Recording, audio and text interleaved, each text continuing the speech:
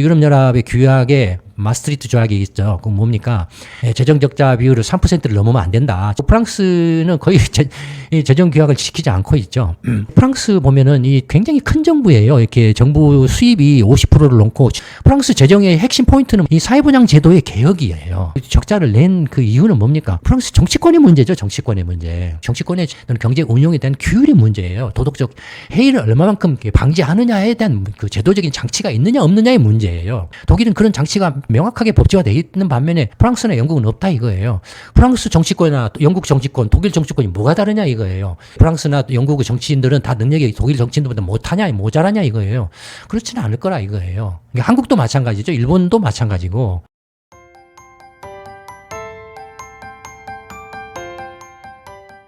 네, 안녕하십니까. 김광수 경제연구소의 김광수 소장입니다. 오늘은 유럽의 재정위기설에 대해서 한번 말씀을 드려볼까 합니다. 유럽의 재정위기라고 하더라도 최근에 이제 논란이 됐던 게 프랑스하고 영국이죠. 그래서 프랑스하고 영국을 중심으로 해서 한번 이야기를 해보겠습니다. 먼저 프랑스 재정 상황부터 먼저 한번 살펴보겠습니다. 프랑스 재정 상황을 보면 먼저 재정 수입과 지출 추이를 보면은 이제 이 파란색 선이 재정 수입을 나타내고 주황색 선이 재정 지출을 나타냅니다. 이렇게 구별하기는 조금 힘들지 모르겠지만 재정 수입 보다는 재정 지출이 증가세죠. 재정 지출이 완만한 증가세죠. 근데 이게 뭐냐면 재정 수입은 GDP 대비로 하면 50%를 넘고 있습니다. 반면에 이게 이에 비해서 이제 재정 지출의 경우에는 거의 60%에 육박을 하고 있죠. 50% 후반대. 재정 수입은 50% 전반대. 재정 지출은 50% 후반대에 달하고 있죠. 그리고 재정 지출에서 재정 수입에서 지출을 뺀 것이 이제 재정 수지가 되는데 적자죠, 지금 다. 여기 재정 수지 보면 비율을 보면 이게 재정 적자죠, 다 지금. GDP 대비 비율로 보면은 적자인데 2000년부터 이렇게 쭉 추이를 보면은 이렇게 들쑥날쑥 하지만은 어떻습니까? 추세적으로 계속 재정 수지 재정 적자가 확대되는 추세죠. 예, 들쑥날쑥 하지만은. 근데 프랑스는 어떤 나라입니까? 유럽연합의 핵심 국가 중에 하나죠. 뭐 독일, 영국, 프랑스하고 더불어서 이제 유럽연합의 핵심 국가였죠. 영국은 이제 유럽연합 탈퇴했지만, 그래서 이제 그 유럽연합의 규약에 마스트리트 조약이 있죠. 그건 뭡니까? 재정 적자 비율을 3%를 넘으면 안 된다. 재정 적자 비율이 3%를 넘으면 안 된다는 그런 조약이 있죠. 근데 보면은 3%가 이 선인데, 3%가 있었는데 거의 대부분 지금 3%를 넘고 있죠. 거의 대부분이. 그러니까 그 프랑스는 거의 재정 규약을 지키지 않고 있죠. 오히려 재정 그 적자가 좀 장기적으로 이렇게 악화되는 추세를 나타내고 있죠. 그러면 도대체 프랑스의 재정 적자가 계속 악화되는 원인이 뭐냐를 한번 간단하게 먼저 살펴보겠습니다. 재정 지출과 수입을 한번 살펴보면 재정 지출의 경우에 가장 지출이 많은 게 뭡니까? 사회보장이죠. 사회보장 지출이죠. 그러니까 연금이라든지 의료보험이라든지 이런 것들이죠. 그게 거의 GDP 대비 23%를 넘고 있어요. 23%를 넘고 있어요. 그 다음으로 많은 게 이제 건강 관련 9% 정도, 공공 서비스 이제 프랑스 이제 뭐 치안이라든지 뭐 이런 기타 등등 있지 않습니까? 이 기간이 2015년부터 2023년까지 자료니까 국방은 1.8%로 지금 굉장히 2%도 안 된 상황이죠. 예. 올해도 아마 프랑스 국방비 지출은 2%가 안 될 거예요, 아마. 그래서 앞으로 이제 5%까지 늘리는 거로 지금 하고 있죠. 근데 어쨌든 압도적으로 이제 그 사회보장 지출이 많다 이거예요. 재정 수입을 보면은 관세 등이 많고 그다음에 사회보장 그 보험 수입이 한 제일로 많고 16.14%, 관세나 뭐 생산세 등이 이제 한 16%, 그다음에 개인 소득세가 한 9.5%, 법인세가 2.9% 이런 정도로 돼 있죠. 근데 사실 프랑스 보면은 이 굉장히 큰 정부예요. 이렇게 정부 수입이 50%를 넘고 지출도 거의 60%에 육박한다라는 게 어마어마하게 큰 정부예요. 그러니까 정부의 재정 역할이 굉장히 크다라는 거예요. 미국 같은 경우는 거의 한 30% 정도밖에 안 될 거예요. GDP 대비로 한 30% 정도밖에 안 될 거예요. 거의 한 20% 이상 높은 거죠. 근데 프랑스는 유럽 국가 내에서도 이 재정 수입과 지출 규모가 높아요. 대다수 유럽 국가들조차도 50%를 넘지를 않아요. 거의 유일하게 프랑스만 지금 50%를 넘고 있어요. 이 사회보장 지출 같은 경우도 여타 유럽 국가들은 20%를 안 넘어요. 안 넘는데 프랑스만 지금 20%를 훌쩍 넘고 있어요. 사회보장 지출 같은 거 23%를 넘고 있잖아요. 그러면 만약에 다른 여타 유럽 국가들이 20%를 안 넘으니까 20%로 줄인다라고 하면 3.4% 줄어드는 거잖아요. 3.4% 줄어들면 재정 그 적자가 지금 작년에 2024년에 6% 가까이 됐는데 이것이 3% 선으로 줄어든다라는 거잖아요. 3% 밑으로 줄어든다는 거잖아요. 2%까지 줄어든다는 거잖아요. 사회보장 지출을 어쨌든 이 재정 적자를 줄이려면은 이 지출을 뭔가를 줄여야 되는데 뭐를 줄이겠습니까? 제일로 이렇게 지금 비중이 큰 사회보장 지출을 줄여야 한다라는 생각이 누가 봐도 그렇게 생각을 할 수 있잖아요. 거예요. 그러니까 뭐 마크롱이 잘했는지 못했는지 뭐 또 마크롱을 지지하고 반대하고 프랑스 대통령에 대해서 뭐 찬성하고 반대할 이유가 어디가 있겠습니까? 다만 이제 이 경제적인 관점에서 봤을 때, 경제 정책적인 관점에 봤을 때 마크롱 대통령이 연금 개혁을 한다 하라든지 뭔가 이렇게 사회보장 지출을 좀 줄여야만 한다라는 것에 대해서는 그럴 수밖에 없다라는 거예요, 지금 상황이. 왜냐하면 이 적자의 주 범위 뭐냐면은 사회보장세 수입이 16.4%죠. 사회보장 지출이 23.4%죠. 얼마 차이 납니까? 7% 차이가 나요. 그러니까 이 사회보장제에서 적자가 7%가 발생하는 거예요. 7%면은 만약에 이 적자를 해소를 하면은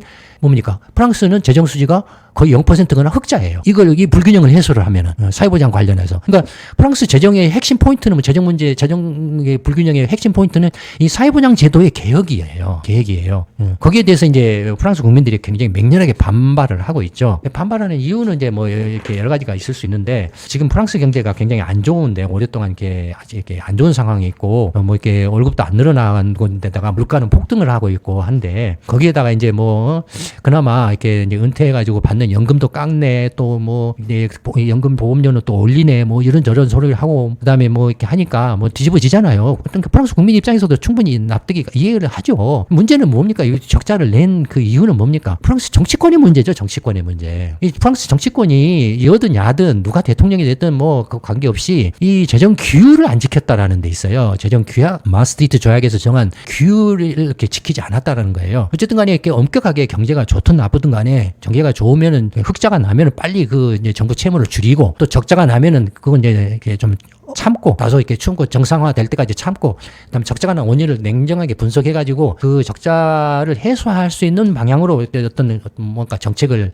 해 나가야지. 그래서 그냥 뭐 선거 내가 이겨야 되니까 막 질러댄다. 내가 100만 원 드리겠습니다. 200만 원 드리겠습니다. 연금을 내가 늘려드리겠습니다. 내가 뭐 공짜로 해드리겠습니다. 뭐 무상으로 해주겠습니다. 막 질러댄다 이거예요. 이렇게 적자가 팍팍팍 날 수밖에 없죠. 구조적으로 이렇게 날 수밖에 없죠. 경제가 이게 뭐 글로벌 금융위기라든지 팬데믹이라든지 뭐 특수한 상황이라고 하더라도 어쨌든 그런 그 프랑스 정치권이 어떤 재정에 대한 어떤 규율이나 어떤 그 규범이 굉장히 해이해졌다라는 거죠. 말하자면 도덕적 해이가 참 심각하다라는 거죠. 그렇게 결과적으로는 그런 도덕적 해이를 또 프랑스 국민들이 사실은 방치했다라는 거잖아요. 그러니까 프랑스 국민들도 사실은 그 책임에서 자유로울 수가 없는 거예요. 벗어날 수가 없는 거예요. 프랑스 국민들 입장에서도. 하지만 문제는 뭡니까? 지금 당장에 지금 재정 적자가 6% 올해는 더 지금 악화된 걸로 이렇게 보이는데 당장에 지금 이 문제를 해결해야 되잖아요. 이 재정 악화를. 뭐 이렇게 시위를 한다라고 그래서 문제가 해결됩니까? 뭐 대통령을 이렇게 탄핵한다고 그래서 문제가 해결됩니까? 그런 건 아니잖아요. 문제를 해결해야 된다. 이건 어떻게 해결하냐? 방법이 없어요, 지금. 지금 가장 프랑스 재정의 불균형의 주범인 사회보장 이 제도 를 개혁하는 것 외에는 지금 딱히 지금 방법이 없어요, 당장에. 아니, 다른 부분에서 이렇게 허리띠를 졸라매야 되는데, 어떤 지출 부분에서 뭐 공공 서비스라든지 경제라든지 뭐 국방, 치안, 주택 뭐 이런. 근데 국방도 지금 앞으로 이제 5%까지 늘리려면은 3% 이상 더 늘어나야 되잖아요. 그러면 3% 국방 지출이 늘어나면은 지금 6%인데 이게 9%까지 적자가 확대된다라는 것밖에 안 되잖아요. 만약에 이 상태를 방치하고 국방 예산을 늘린다라고 하면 재정 적자는 더욱 악화될 거 아니에요. 방법이 없죠. 뭐 이제 프랑스 마크롱 대통령이 뭐 부자는 감세하고 이게 일반 서민들한테는 뭐 서민들은 옥죄고 그래서 뭐 이렇게 죽일 놈이다 뭐 이런저런 소리 하는데 2010년 이제 글로벌 금융위기 났을 때 사실 프랑스가 굉장히 사회주의적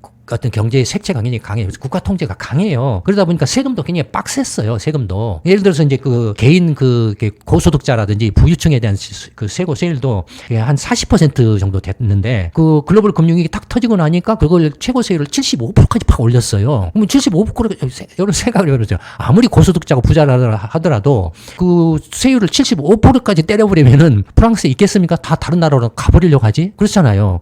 그런가 하면은 법인세 같은 경우도 33% 로 굉장히 높았어요. 유럽에서도 최고 수준이었어요. 법인세가 최고 수준이었어요. 프랑스가. 그럼 당연히 프랑스 기업들이 이렇게 못 살겠다, 장사 못 하겠다, 뭐 이렇게 할 거 아니에요. 또 금융위기도 펑 터져가지고 난리가 났는데. 그러니까 이제 또 기업들 투자를 좀 활성화시켜야 일자리도 늘어나고 실업도 좀 줄이고 하지 않겠습니까? 그래서 또 금리 법인세율을 낮춘다라고 해가지고 이제 33%인 것은 이제 한 25%까지 낮췄죠. 이게 하루 아침에 낮춘 게 아니라 단계적으로 쭉쭉쭉 낮춰온 거죠. 그러니까 이게 이제 그러다가 이제 뭡니까? 이제 재정이 좀 다시 이렇게 악화되니까 마크롱 대통령 입장에서 보면은 프랑스가 이게 굉장히 큰 정부인데 미국처럼 작은 정부, 미국은 이제 30%대니까 작은 정부죠. 미국은 이제 선진 그 서방 국가 중에서 가장 작은 정부에 해당돼요. 정부가 연방 정부가 물론 빚은 많죠. 정부 채무 빚은 많죠. 빚은 많은데 하여튼 그 재정 규모로 보면은 작은 정부에 해당해요. 근데 어쨌든 뭐 이 사회보장 제도의 개혁 없이는 이렇게 좀 힘들다라는 거고. 그다음에 이제 영국도 좀 시끄러웠잖아요. 영국도 똑같이 이제 재정 수입 지출 비율을 보면은 재정 그 수입이 완만하게 증가하는 그런 모습을 보여서 40%를 넘었죠 지금. 그다음에 재정 지출도 이렇게 증가세를 이렇게 보이고 등등하지만 증가세를 보이고 있죠. 근데 재정 수입 증가세보다도 재정 지출 증가세가 조금 더 가파르죠. 그렇죠. 그러니까 그러다 보니 재정 보기 이렇게 영국도 어떻습니까? 이렇게 들쑥날쑥하지만은 계속 재정 적자 비율이 이렇게 증가하고 있죠. 이게 쭉 증가하고 있죠. 글로벌 이제 금융위기하고 팬데믹 때도 했다가. 근데 영국은 이제 글로벌 금융위기 전에는 3% 선으로 통제를 하고 있었죠. 그때는 이제 영국이 상당히 재정 규율이 상당히 이제 잘 지켜진 때였죠. 그러다가 이제 글로벌 금융위기로 이제 충격가지고 다시 이게 그 3% 이제 밑으로 이렇게 회복을 했죠. 근데 팬데믹 나고 나서 이제 툭 하면서 다시 이제 올라왔는데 지금 여전히 6%고 이제 올해는 더 안 좋은 상황에 빠지고 있죠. 근데 이제 영국의 재정이 이제 그 악화된 원인을 살펴보면 똑같이 이제 지출과 내역을 한번 살펴보면 가장 지출이 많은 게 영국도 역시 이제 사회보장 지출이죠. 그다음에 많은 게 이제 건강 관련한 것, 그다음에 공공 서비스, 뭐 경제 관련한 것, 뭐 교육, 뭐 이런 정도, 교육, 뭐 경제 이런 순서죠. 그다음에 이제 재정 수입을 보면은 이제 관세나 생산세, 그다음에 그 개인 소득세가 있고, 그다음에 사회보장세, 법인세, 뭐 이렇게 부가세 이런 식으로 돼 있죠. 근데 영국하고 프랑스를 앞에 비교를 해보면 영국의 재정 그 정부 규모가 어떻습니까? 영국도 이렇게 상대적으로 이제 40%대거든요. 이렇게 수입과 지출이. 프랑스는 50%대예요. 영국보다도 10%가 더 많아요. 그러니까 프랑스가 얼마나 큰 정부인가 하는 걸 알 수가 있죠. 프랑스의 이제 개혁은 사회보장제도 개혁뿐만 아니라 사회보장제도 개혁을 통한 작은 정부로의 개혁이에요. 작은 정부를 만드는 개혁이 절대적으로 필요한 상황이라고 볼 수 있죠. 프랑스가. 영국 같은 경우도 지금 이제 그 40%대인데 이것도 상당히 미국에 비하면 큰 정부에 해당하죠. 근데 영국의 지출이 지금 사회보장 15%인데 프랑스하고 비교하면 프랑스 23%예요. 거의 지금 영국이 프랑스보다도 8%나 낮아요. 그러니까 프랑스 이 사회보장 지출이 얼마나 큰가 하는 걸 알 수가 있죠. 상대적으로. 같은 영국이라고 할지라도 영국이 15%인데 23%라는 게 이렇게 어마어마한 거예요. 그러니까 프랑스는 재정 건전화를 하려면 절대적으로 이 사회보장 제도 개혁 없이는 불가능합니다. 연금제도 개혁, 의료보험제도 개혁, 무슨 기타 등등, 뭐 개혁, 실업제도 개혁. 그러니까 프랑스 마크롱 대통령이 그 이제 개혁으로서 사회보장제도 개혁, 연금 개혁하겠다 하자. 라는 거 하고 젊은 사람 미래 세대한테 더 이상 이렇게 부담을 넘겨줄 수는 없다. 그다음에 이게 지출을 못 줄인다라면 일이라도 더 많이 해서 돈이라도 더 많이 벌자. 그러면은 이게 세 부담을 줄일 수 있다 이거예요. 그러면 돈을 더 많이 벌려면 어떻게 되냐? 하루라도 일을 덜 쉬고 더 일을 하자. 그래서 공휴일을 한 이틀 정도 줄이자라고 그렇게 말을 한 거예요. 그렇잖아요. 지금 그 연금 줄이고 그다음에 더 이상 세금 부담을 이렇게 더 이상 안 늘리려면은 일이라도 좀 더 많이 해서 돈을 좀 더 벌어야 된다. 라는 거잖아요. 그러니까 어떻게 보면 마크롱 대통령 입장에서는 할 수 있는 말을 한 거예요. 근데 또 프랑스 국민들 입장에서 보면은 열받죠. 니네들이 지금까지 이렇게 개판 쳐놓고 이렇게 이런 식으로 개판 쳐놓고 와서 이제 우리들한테 다 이제 덤터기를 뒤집어 씌우느냐라고 이렇게 하고 그다음에 이렇게 지금 실질 소득은 이렇게 안 늘어나는데 물가는 그냥 폭등을 하고 있고 거기다가 이렇게 지금 은퇴해가지고 연금으로 생활 건건히 하고 있는데 연금마저 깎고 뭐 일 더 하라고 하고 하니까 열받죠, 당연히. 하지만 어떻겠습니까? 지금 당장 현실적으로 지금 그 재정 위기를 지금 해결을 해야 되는 상황이 있잖아요. 뭐 마크롱 대통령을 자른다라고 해서 이 문제가 해결될까요? 이거 마크롱 대통령의 문제가 아니죠. 말씀드렸던 것처럼 프랑스 정치권 전체의 재정 규율에 대한 도덕적 해이죠. 그래도 영국은 재정 규율을 지키려고 노력을 하고 있는 모습들이 보이잖아요. 근데 이제 팬데믹 이후에는 지금 상황이 악화됐다 이거예요. 영국이 팬데믹 이후에 재정 규율 이 악화된 원인은 물론 이제 사회보장 영국도 15%잖아요 지출이. 근데 사회보장세 수입은 8%예요. 영국도 7% 이상 지금 적자예요. 그러니까 영국도 지금 재정 건전화를 하려면 사회보장제도 개혁을 해야 된다니까 영국도. 물론 다른 분야에서의 어떤 지출 허리띠를 졸라매야 되겠죠. 허리띠를 졸라맨다든지 영국도 공휴일을 좀 줄이고 일을 더 열심히 해서 돈을 좀 더 벌자. 그렇게 해서 이제 적자를 메우자. 뭐 이렇게 할 수도 있죠. 근데 영국의 경우에는 프랑스하고 조금 사정이 다른 게 하나 있어요. 뭐냐면은 팬데믹 팬데믹 이후에 영국이 그 이른바 동유럽 국가에 그 이민자가 많이 들어왔어요. 동유럽 국가에. 브렉시트를 해가지고 2020년인가 21년부터 발효가 됐잖아요. 근데 2023년인가 24년에 1년 한 해 동안 90만 명 넘게 이민자가 들어왔어요. 동유럽에서. 그러니까 아마 그 마감이었겠죠. 그래서 팬데믹이 몇 년 사이에 이민자들이 급증을 해가지고 그 이민자들과 관련된 사회보장 지출이 늘었어요. 사회보장 지출이. 그런 것들이 좀 그 뭐라 할까 부담으로 작용을 한 거죠. 그래서 이제 영국에서도 이민 반대 그 주장하는 어떤 세력들이 막 좀 힘을 얻고 있는 그런 상황이죠. 영국도. 뭐 프랑스는 그에 비해서 상대적으로 이제 뭐 이렇게 이민자가 있어도 과거 구식민지 아프리카라든지 이런 데서 이민자가 있지만 영국만큼 이렇게 막 거의 100만 명 가까운 게 한 해 100만 명 가까운 그런 이민자들이 유입해 오는 그런 경우는 거의 뭐 많이 들어봐야 뭐 한 2, 30만 명, 뭐 10만 명 뭐 이런 정도였던 걸로 보여져요. 이민 문제 때문에 이민자들 때문에 프랑스의 어떤 사회보장 재정 부담이 커졌다라고 말하기는 힘들어요. 영국은 좀 그런 문제가 조금 있죠. 근데 어쨌든 그럼에도 불구하고 영국 역시 이 사회보장 제도 개혁이 필요하다 이거예요. 사회보장 제도를 개혁을 하기 위해서는 예를 들어서 지출을 줄이든지 아니면은 사회보장 부담금을 늘리든지 우리 부담금도 줄어들고 있죠. 아니면은 그 말한 것처럼 그 일을 더 덜 쉬고 더 열심히 일하고 해서 돈을 좀 더 벌든지 뭐 하여튼 그런 방법이죠. 그런 방법. 근데 영국은 사실 그 글로벌 금융 위기 이후에 경제가 상대적으로 좋았어요. 경제가 좋았기 때문에 그 경제가 좋은 것에 힘입어서 재정도 빠르게 이렇게 회복됐죠. 적자도 빠르게 줄어들었죠. 그리고다가 2016년 그 브렉시트 국민투표 결정이 나고 나서부터 이제 영국 경제가 흔들리기 시작한 거죠. 2016년 이후부터. 그리고 이 팬데믹 이후부터는 영국 경제가 상당히 지금 많이 흔들리고 있는 상황이죠. 프랑스와 영국의 경제 주체별 채무 비율을 한번 보면 프랑스 경우에는 사실 정부만 문제인 건 아니에요. 초록색은 프랑스 기업들의 채무입니다. 기업 채무예요. 이게 파란색은 정부 채무입니다. 주황색은 가계 채무예요. 보시면 프랑스 경제 주체별로 기업 채무가 제일 높아요. 벌써 이게 90년대부터 100%에 달했다가 기업 채무가 쭉 늘어가지고 팬데믹 이후에는 150%, 170%까지 갔다가 지금은 150% 정도 대, 그죠? 굉장히 높아요. 프랑스 정부 채무는 그 글로벌 금융 위기 전에는 나름대로 한 70% 정도, 60% 선대. 이렇게 나름대로 유지를 했어요. 정부 채무 비율이. 그러다가 글로벌 금융위기 때 팍 뛰어가지고 100%로 올라간 거예요. 정부 채무가. 그리고 팬데믹 때 120%로 올랐다가 지금 한 110%대 뭐 이렇게 될 거예요. 정부 채무가. 110%대니까 상당히 높죠. 지금. 정부 채무도 많고 재정 적자 비율도 지금 크고. 그러니까 좀 프랑스는 지금 이제 상당히 지금 재정 위기적인 상황에 지금 직면해 있다라고 봐도 되죠. 근데 더 좀 문제는 프랑스 기업 채무가 이렇게 높은 이유는 뭘까요? 그 이유는 뭐냐면은 프랑스는 아까 말씀드렸잖아요. 굉장히 큰 정부고 정부의 정부의 경제에 대한 통제가 굉장히 강하다 그랬잖아요. 그래서 법인세도 굉장히 세고 막 고소득자에 대한 소득세도 굉장히 빡세다 그랬잖아요. 그럼 기업에 대해서 통제는 어떻게 했습니까? 프랑스 국영기업이 많아요. 프랑스가. 국영기업들이 많고 이 국영기업들의 채무 비율이 높아요. 프랑스 경제의 문제가 이런 데 있어요.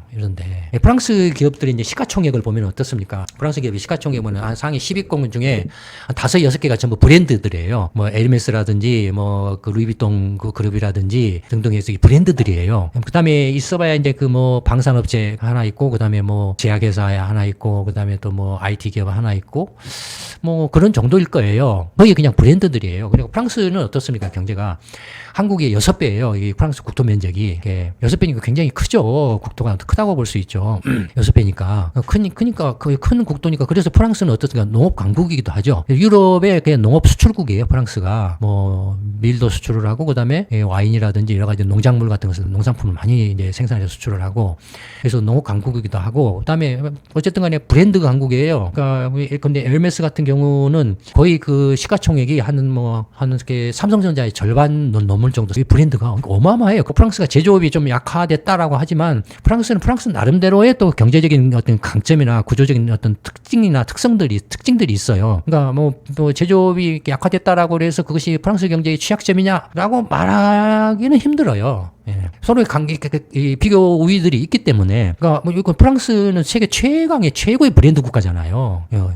프랑스 브랜드는 감히 누가 이렇게 넘보기 힘들 정도로 어마어마하잖아요. 고급 브랜드가. 그러니까 뭐 그런 거라든지, 그 다음에 이렇게 말씀드린 농업이라든지 이런 부분에서 굉장히 강점들을 가지고 있기 때문에, 물론 또 프랑스도 나름대로 뭐 이렇게 이제 제조업 분야에서 강점이 있는 부분들이 있죠. 예, 강점이 있는데 상대적으로 이제 그런 어떤 또 프랑스가 이제 뭐 서비스 산업이 굉장히 이제 경쟁력이 있죠. 뭐 음식, 뭐 음식 문화 있잖아요. 프랑스 요리 뭐 세계 3대 요리 하나고 서비스 관광 같은 것들이 굉장히 이제 뭐 연간 뭐 한 1억 명 정도가 올 정도로 어마어마한 관광 대국이잖아요. 프랑스가. 그러니까 나름대로 어떤 그 프랑스 경제에 어떤 강점들이 있어요. 그러니까 프랑스가 뭐 이렇게 제조업이 약하다고 그래서 그것 때문에 뭐 폭망한다든지 뭐 이러지는 않아요. 예, 그건 이제 경제를 잘 모르시는 분들이 그냥 떠드는 이야기에 불과하고, 예, 프랑스도 나름대로의 어떤 이렇게 강점이나 어떤 그 경쟁력들을 충분히 이렇게 잠재적인 능력들을 가지고 있어요. 근데 그 문제는 뭐냐면은 너무나 정부의 경제에 대한 간섭이 너무 크다라는 거이고,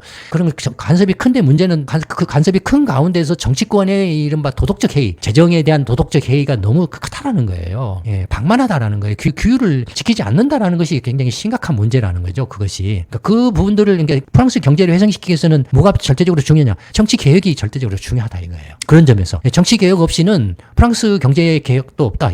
정치 개혁은 뭐냐? 이른바 이제 재정 규율을 이렇게 엄격하게 준수를 하도록 법제화한다든지 독일처럼 헌법에 때려 박아버린다든지 하는 식으로 법제화를 해서 누가 대통령이 되건 누가 정권을 잡든 간에 재정 규율을 지켜야 된다라는 식으로 딱 법제화를 해버리면 프랑스 국민도 거기에 대해서 뭐라고 할게 뭐 반대할 수 없잖아요. 반대할 뭐 특별한 이유도 없고 반대할 수도 없잖아요.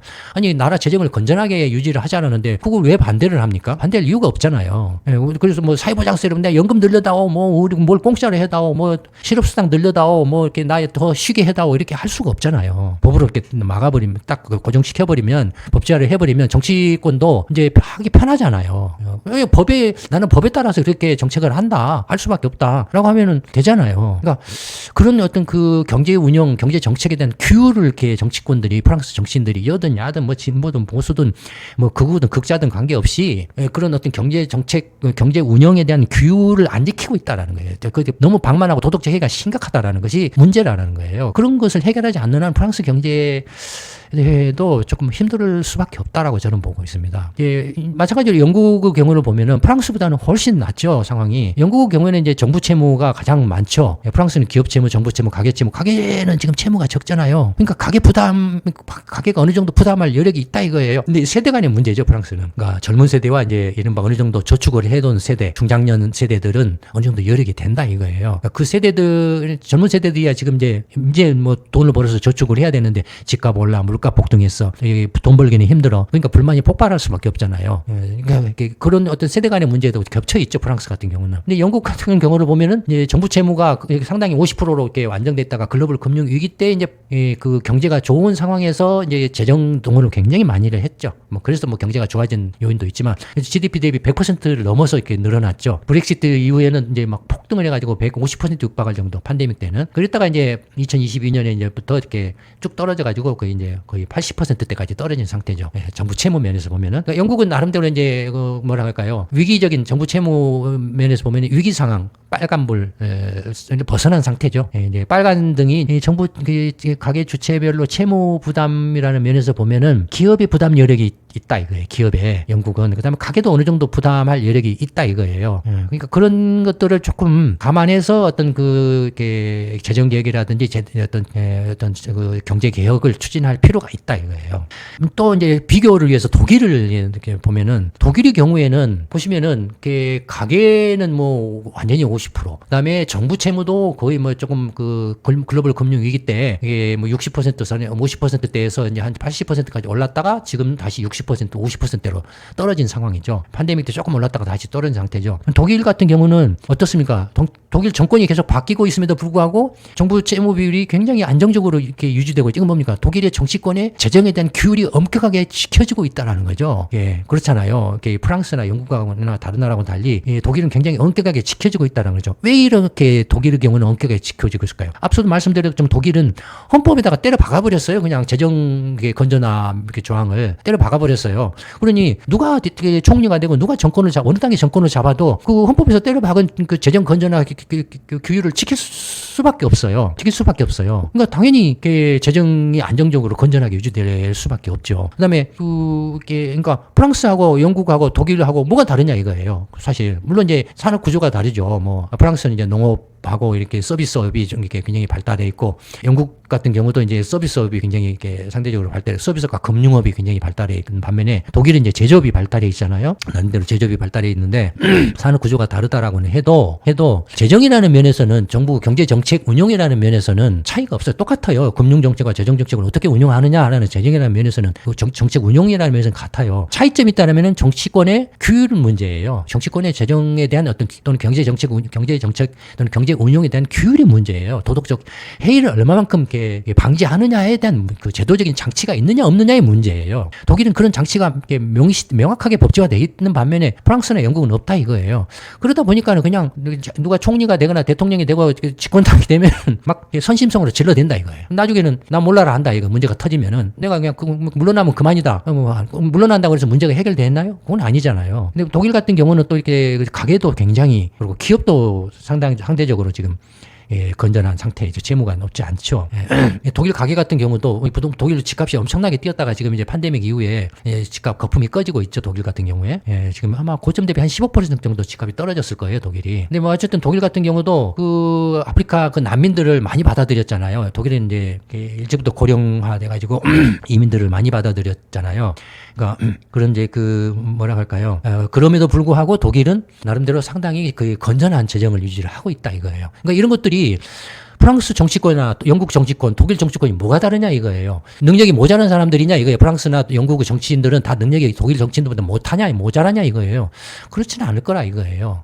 그러니까 이런 그 재정 그 위기의 핵심 포인트는 뭔가 하는 걸 생각해 해주는 대목이죠. 이런 부분들이. 그러니까 한국도 마찬가지죠. 일본도 마찬가지고. 그러니까 여러분들은 어떻게 생각하십니까? 이런 문제에 대해서. 나름대로 한번 생각을 해보시기 바랍니다.